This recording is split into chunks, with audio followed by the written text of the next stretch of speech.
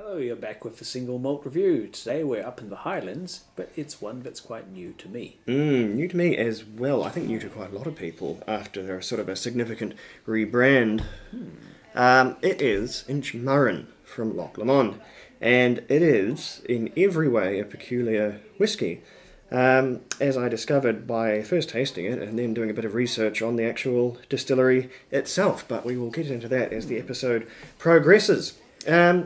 In terms of its very, very basic facts, it's a modern distillery, built in 1964, so really, really quite modern as far as distilleries go. It's owned, you call it semi-independent, owned by the Loch Lomond Group, and it is fairly proximal to Loch Lomond itself. Inchmurrin is the rather large island. I think it's the world's largest freshwater island, actually, sort of smack in the middle of the loch there, which I've sort of driven past, but never been on to the loch itself. I'm sure it's very Scottish out there. Probably nice on a good day, that sort of place. Loch Lomond has a number of labels, but I think a lot of them have sort of disappeared, and this is their primary one now. It used to be Loch Lomond, by Loch Lomond, but it has a very, very spotty reputation. People that have been around whisky longer than myself, they never had very charitable things to say about it. It was always sort of quite unpopular. But this I really, really enjoy, and I think it's getting a lot of public, sort of positive feedback on it too. But as I say, it's a really, really odd whisky, and I think you will get the really odd thing right from the start. So have a sniff and tell me what you smelled there. Oh, just have a look at it. It's a 12-year-old at 46%, right? It is. I believe artificially coloured. It's unchill filtered, which is good. It says that very, very clear. Nowhere does it say uncoloured. So I think they've met us halfway, which is a bit needlessly weird, and they've non-chill filtered it, but they have coloured it. So who knows, whatever. We'll take what we can get. I think that non-chill filtration is certainly far more important than the colouring in terms of changes it makes to the whisky. So we've got if we're going to have one or the other, it might as well be the no-chill filtration. I can live with having a colour that means very little to me. But onto the nose. There is something unusual on there. There is something really unusual. It's what? Sherbet, maybe? Not sherbet to me. It smells like me. For anything else, like Drambuie, which we reviewed a bottle of Drambuie just a while ago, and that is the smell of Drambuie. I'm holding it on. Yeah, little hints of aniseed and it's other liqueur-y spices. Irish mossy, cough medicine-y thing, and it's the most weird thing I would never expect to smell in a malt whiskey with no additives in it. I don't know where it possibly comes from. I can only assume the wood, because it would be a very, very strange thing to end up with spirit that smelled like this. But again, there may be a quirk of the distillery which has produced this. But as for the wood, the label is curiously It's a bit vague. ambiguous. What they tell us, it's been matured in bourbon, refill, and recharred casks, claiming there are 3 different kinds of casks. I'm sure refill can apply to bourbon or sherry, as can recharred, right? Calling a cask a bourbon, refill, and recharred, you could be describing the exact same cask. You could be describing one cask in the middle of a warehouse, because you can recharge something and you can refill something. So I really don't know. That's 3 different kinds of casks. That's one of the most senselessly ambiguous statements about cask selection So I it have could be any ever combination of first fill, refill, bourbon, sherry.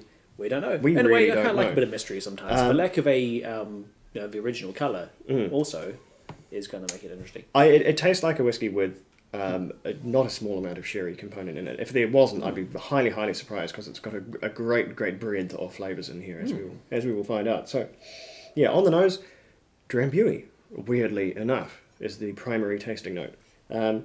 Also quite a lot of sweet floral characters. Just a tiny amount of maybe candied peel, and quite a tannic nose as well. There's quite a lot of black tea and that sort of thing.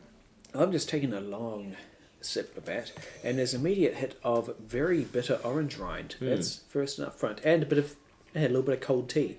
That citrus was the overwhelming first sensation. That's quite punchy and quite heavy and syrupy.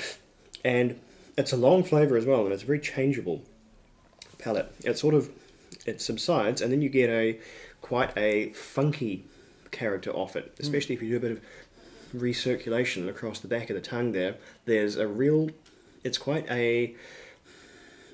a Springbanky character to it. But a much, much sweeter version of it. It's a very sweet but oddly round, waxy, almost like a pungent beeswax kind of a thing going on. Very, very textural whiskey, this one. Beeswax is a good one. It ties in nicely how it feels in the mouth too. It's a bit of a lovely and dense. You can really taste the lack of chill filtration, and really, really positively as well. It's a good demonstration of it. And it's all quite nice and rich and long and full-bodied, very, very full-bodied. But very, very weird. It's such this huge breadth of flavours. And the flavours over here, as my hand goes uselessly off screen, don't necessarily interact with the flavours over there. It's like a smorgasbord with the salads on one end and the little biscuits on the other. And I don't think that necessarily detracts. There's just not a lot of... It's more a whiskey that goes all over the place on its journey across the palate rather than one that flows cleanly across it. And whether that's your thing or not, I suppose depends on your personal taste. But I quite like it. It's a very engaging whiskey. It is definitely odd to have a whiskey that offers up its own dessert course, because right at the end, after all those waxy, fruity, citrusy flavours have subsided, you're left with a lingering taste, well, I'm left with a lingering taste of, again, Drambuie. It's got that liqueur sweetness and that odd mix of spices and herb qualities. Really weird. Really, really weird. And in quite a good way. I quite like my weird whiskies. So long as they tick off the fundaments, then I'm quite prepared for a whiskey to go a little bit peculiar, as long as it's covered the bases, and this one certainly has. I said there might be a reason why the whiskey is a bit strange from the distillery angle, and I discovered in doing a little bit of research on Loch Lomond that is a distillery that produces many things. And one of its primary exports is trivia, apparently, because it's one of the strangest list of distillery quirks I've ever seen. It could just about compete with Springbank for just weirdness. It's a grain distillery in there as well. They've got 12 Lomond stills in there to crank out grain whiskey. I don't know under what brand it appears. Maybe Loch Lomond, but that's something I've never heard of, and a brief search of the internet came up with very, very little in terms of how, what form that grain whiskey that it pumps out takes. And that's the main thing to come out of there. It's a 30 million litre per annum operation in there, but they've only got 2 spirit stills in there. However, it gets weirder. They put malt into one of their stills, one of the coffee stills they've got in there. And as far as I know, they call that malt spirit when it comes out of it, malt distilled spirit. And they put that in their single malts. And that's quite irregular. I don't know the more nebulous sort of reaches of the Scotch malt whiskey laws. Someone who's maybe more down that hole could absolutely fill us in there, and it'd be quite good if they did. Because I would have thought there'd be a few eyebrows raised if a distillery was producing malt spirit through a continuous still rather than a pot still. I thought the pot still was one of the real deal breakers there, but as I say, I don't know enough about it. But if indeed they're putting continuous stilled malt spirit into their whiskies, there could be an avenue for the really wildly different things we're seeing in here. We have tried column distilled single malt spirit before, the quite wonderful Cadrona vodka we looked at back in the day from our own home turf. And yeah, it's difficult to describe. It was something very, very, very sweet and floral, but not as, I suppose, certainly not as fiery, and not as full in the mouth, and certainly not as fruity as a pot-stilled malt whiskey. So who knows how they necessarily interact, who knows how much is in there, if any. We may never ever find out. But like I say, deeply, deeply strange distillery, and one of the very, very few that's not a member of the Scotch Whisky Association. Yeah. So it could be that they're not under as much scrutiny, or not bound by quite so many rules as the more collaborating distilleries. I'm not sure. As again, you could fill me in if you do know. because I've only had a brief look around. I've just added quite a lot of water to this. The aroma's changed. There's a little more sharp, or even slightly artificial citrus on there now. Reminded a bit of the orange-flavoured vitamin C supplements that I took as a child, suffering from almost omnipresent winter colds. It turns into a bit more of a boiled sweets kind of a thing. It tastes a lot like old whiskey to me. Whiskey older than 12 years old. I suspect they've tipped in no small amount of top dressing in here to round off the edges, because a lot of these more esoteric flavours that we're getting, particularly the boiled sweets, that's more something I associate in significantly older whiskey than 12 years old. So I'm sure they've been kind of generous with the top dressing there.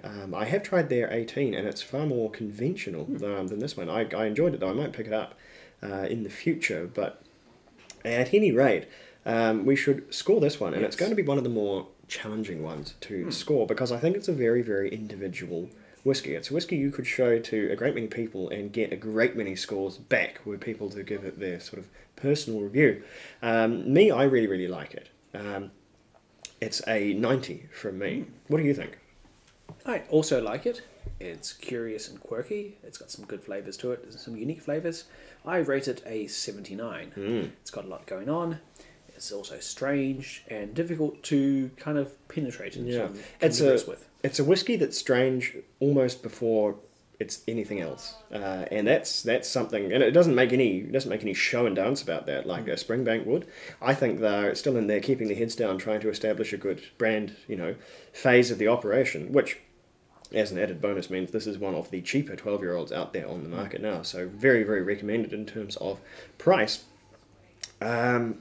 But yeah, really unconventional, I think, is putting it a bit lightly. I think your quirky is the best thing. It's a whiskey of many quirks, a great many.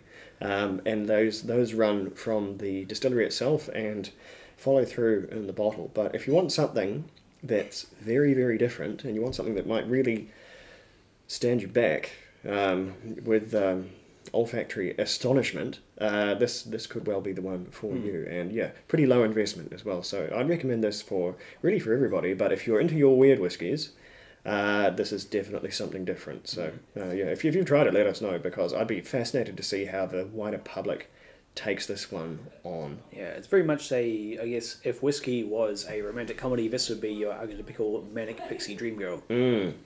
That's gone straight over my head, but I'm sure it's landed soundly in the internet somewhere. Yes. Anyway, that was us at the Single Malt Review. Do stick around. We'll have something very, very shortly.